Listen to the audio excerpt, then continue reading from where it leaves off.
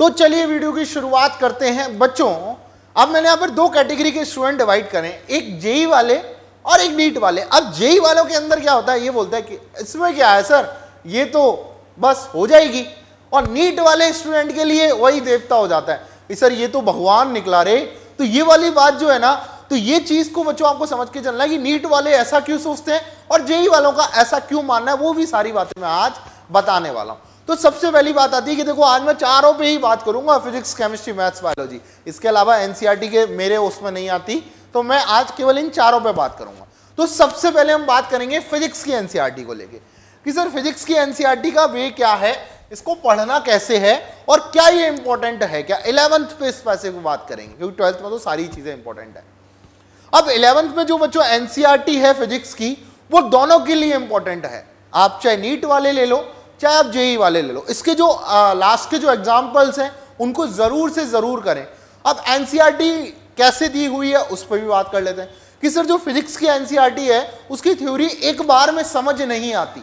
तो इसका एक तरीका बता रहा हूं, जब आपका किसी कोचिंग में आप जहां भी पढ़ रहे हो वहां पर जब आपका चैप्टर कंप्लीट हो जाए तो एक बार उसकी जो एनसीईआरटी की थ्योरी है उसको हाइलाइटर के साथ यूज करें। अब क्या करना है, आपको एक हाइलाइटर लेना है मार्केट से और उसके बाद आपको क्या करना है, अब सबसे पहले जो टॉपिक है वो हाईलाइट कर लेने।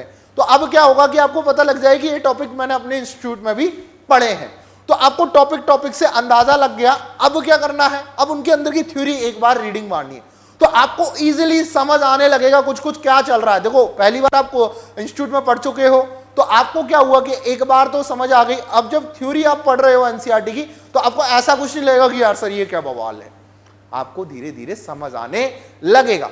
तो आपने धीरे धीरे फिजिक्स की थ्योरी समझने का ट्राई किया। सबसे पहले क्या करना है, आपको हाइलाइटर यूज करना है, दोनों चीजें लिख दे रहा हूं मैं, और फिर उसकी थ्योरी को आपको क्या करना है बच्चों, हाईलाइट करना है। थ्योरी हाईलाइट कर ली, अब उसके बाद बच्चों आपको क्या करना है, आपको उस जो फॉर्मूलाज हैं उनको भी हाईलाइट कर लेना है। थ्योरी में इंपॉर्टेंट पॉइंट आपको हाईलाइट करने हैं जो टीचर ने भी बताया कि यार सर ये इंपॉर्टेंट चीज है। और फिर 1 से 2 पेज पे आपको जो इंपॉर्टेंट चीजें लगी एनसीईआरटी को उनको आपको लिख लेना और उसी जगह स्टेपल कर देना। तो जब आप लास्ट के एग्जांपल्स कर लोगे तो आपका एक जो भ्रम है वो दूर हो जाएगा कि यार सर मैंने ना एनसीईआरटी नहीं पढ़ी, तो कोई आपसे ये नहीं कह सकता। तो आपको उसकी जगह क्या करना है, मेथड्स आपको सिंपल सा है कि सबसे पहले क्या करना है, आपको टॉपिक्स हाईलाइट करने, फिर मैच करने कि आपने जो कोचिंग में पढ़े वो टॉपिक्स यहां भी पढ़े, तो और फिर आपको धीरे धीरे उनमें थ्योरी समझ आने लगेगी। और लास्ट के एग्जांपल्स तो आप लगा ही सकते हो, वो सभी के लिए इंपॉर्टेंट है। आप बोर्ड्स दोगे, आप अपने 11th के एग्जाम दोगे और आप जेई नीट दोगे, सभी में काम आने वाले। नीट वालों के लिए मैंने हमेशा बोला ये तो भगवान निकला रे, क्योंकि उन्हीं में से कई क्वेश्चंस आ जाते हैं। तो आपके कंसेप्ट भी क्लियर होंगे, रिवीजन भी हो जाएगा। एक आप बुक लगाते थे तो उसकी जगह आपने सबसे पहले ये ही खत्म कर दिया। तो फिजिक्स का फंडा क्लियर है। केमिस्ट्री, इसकी बात जब भी आती है तो बच्चा क्या कहता है कि सर ये तो एनसीईआरटी ही है। हाँ बच्चों, दोनों पे बात करूंगा मैं, नीट वाले और जेई मेन वाले, एडवांस की बात नहीं कर रहा मैं, जेई मेन वाले। अब जैसे ही बात आती है तो देखो केमिस्ट्री को सेम तरीके से पढ़ना है। अब उसके अंदर आपको क्या अपनाना है भाई, केमिस्ट्री में थ्योरी ज्यादा मिलेगी, रिएक्शंस ज्यादा मिलेंगी, उनको बच्चों एक एक आपको एग्जाम्पल करना है।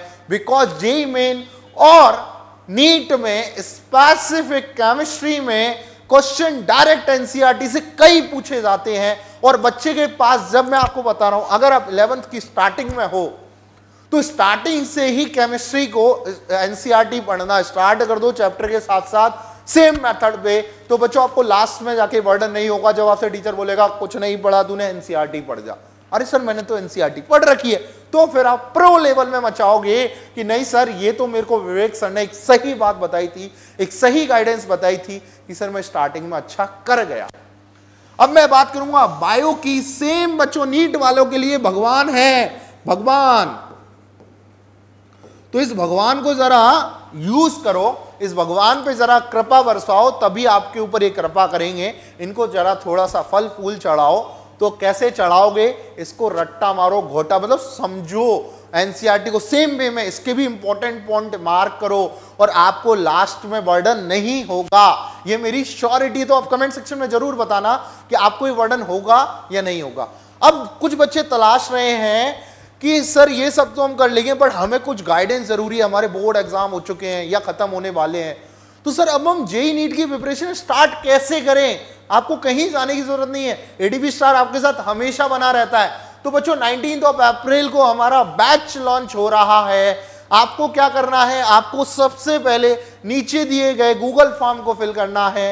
इस बैच की सारी डिटेल्स यहां पर है और मैंने आपको हमेशा बताया कि मेंटरशिप और मॉनिटरिंग सिलेक्शन में बहुत इंपॉर्टेंट रोल रखती है। उस रोल कहां मिलेगा आपको? वो बिल्कुल आपको मिलेगा एडबी स्टार में। तो बच्चों कीजिए अपने सपनों को साकार एडबी स्टार के साथ। बैच की डिटेल्स बच्चों यहां पर मैंने दे दी हैं। 7 अप्रैल से रजिस्ट्रेशन स्टार्ट हो रहे हैं, 19 अप्रैल से क्लासेज स्टार्ट हो रही हैं, ऑफलाइन ऑनलाइन दोनों। और ऑनलाइन की क्लासेस हाइब्रिड सिस्टम है, मतलब आपको यहीं से लाइव क्लासेस मिलेंगी। तो बच्चों बैच की जो फीस है वो भी मैंने आपको यहां पर बता दी है। अब चलते हैं अपने टॉपिक के ऊपर। अब बच्चों बात करेंगे गूगल फॉर्म फिल करना ना भूलें। अब बच्चों बात करेंगे हम मैथ्स को लेके। सर मैथ्स 11th की एनसीईआरटी मैं मानता हूं थोड़ी बहुत हल्की है, लेकिन आपका कुछ नहीं जाता अगर आप एक एक बार भी क्वेश्चंस लगा दोगे। कई बच्चे यहां पर मैथ्स में काम चला लेते हैं बिना एनसीईआरटी लगाए क्योंकि वो अच्छा पढ़ रहे होते हैं, लेकिन नैया उनकी डूबती है जो उधर भी अच्छा नहीं पढ़ पाए और ये तो उन्होंने कभी हाथ ही नहीं लगाया। तो जब 11th के पेपर देने गए तो स्कूल के टीचर ने क्या बोला, तू तो गया था जेई तैयारी करने, तेरे से तो एनसीईआरटी नहीं लग रही।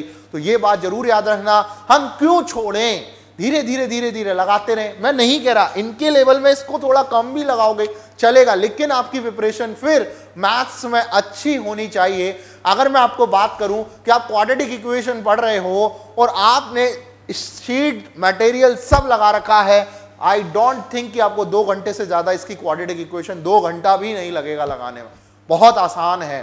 12th की एनसीईआरटी कंपेयर में अच्छी है, 11th की एनसीईआरटी में थोड़ा लिटरली लेवल कम है, बट वो बच्चों आप ही के लिए फायदेमंद है, आप आराम से लगा सकते हो। तो आपने सारी स्ट्रैटेजी समझ ली कि एनसीईआरटी कैसे वर्क करती है, कैसे हमको पढ़नी है। टॉपर्स की तरह एनसीईआरटी पढ़ो, कैसे लगातार वे में पढ़ो। मतलब टॉपर्स भाई होते हैं ना जो रेगुलर पढ़ते हैं, तो आप भी टॉपर बनो। रेगुलर पढ़ने वाले को ही हम टॉपर कहते हैं, टॉपर कोई अलग थोड़ी ना, जो रेगुलर रिगरस प्रैक्टिस करता है वही टॉपर बनता है। तो ये बात को जरा समझो। गूगल फॉर्म को नीचे दिए गए गूगल फॉर्म को फिल करो और मिलते हैं आगे आने वाले सेशन में। जानकारी पसंद आई हो तो नीचे कमेंट सेक्शन में जरूर लिखना, लाइक करना, दोस्तों के साथ शेयर करना और उन्हें भी बताओ कि एडीपी स्टार आप लोगों के लिए क्या क्या कर रहा है। हमेशा ही आपके साथ बना रहेगा, प्रिपरेशन में आपके साथ बना रहेगा और जो भी इंपॉर्टेंट आपको लगेगा, हमें लगेगा कि ये इंपॉर्टेंट न्यूज आप तक पहुंचानी चाहिए, वो हम आप तक पहुंचाएंगे। और जो भी चीजें हमें लगेंगी कि यार बच्चों के लिए जरूरी है, हम जरूर से जरूर करेंगे। मिलेंगे आगे आने वाले सेशंस में। Thank you.